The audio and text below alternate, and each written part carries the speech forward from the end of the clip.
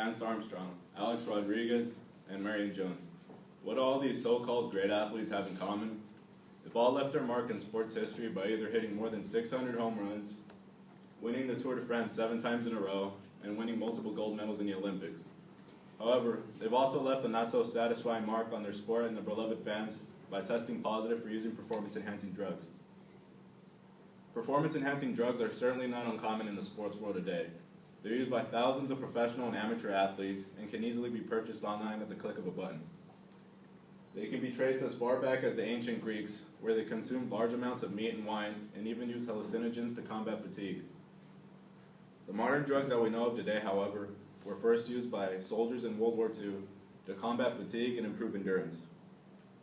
According to Helio.com, over 1 million people have used some form of performance-enhancing drugs in the United States alone, and 8% of those users are high school students.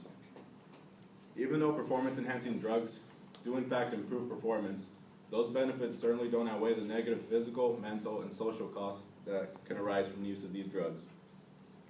I'll first go into detail and explain what in fact are performance-enhancing drugs, and then go over all the negative consequences that these drugs can cause on the user and the sport itself. So let's first start off with the basics and learn what are performance-enhancing drugs and how they work. Performance-enhancing drugs gives the user an extra boost and an overall advantage compared to those who don't use it. There are many forms of the drug. The most commonly used form is anabolic steroids, which is a chemically modified form of testosterone, or the male sex hormone. The drug causes an increase in protein production in the body by attaching to receptors in the cells of your body.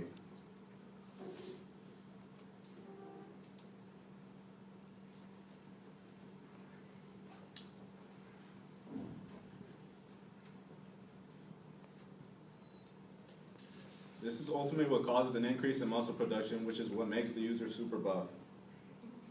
The drug can either be orally digested or injected directly in the bloodstream, which is usually faster. Yeah, that's me.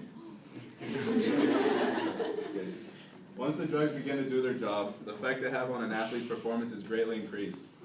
Due to an increase in protein production, the user's muscle mass is greatly increased, giving him or her more strength. Their ability to recover from injuries and fatigue are faster than the average person's, making them more capable to handle intense workouts and improve their performance. As stated by Albert Wolfgang, author of Anabolic Steroids, on September 6, 2013, on evolutionary.org, and I quote, "The use of these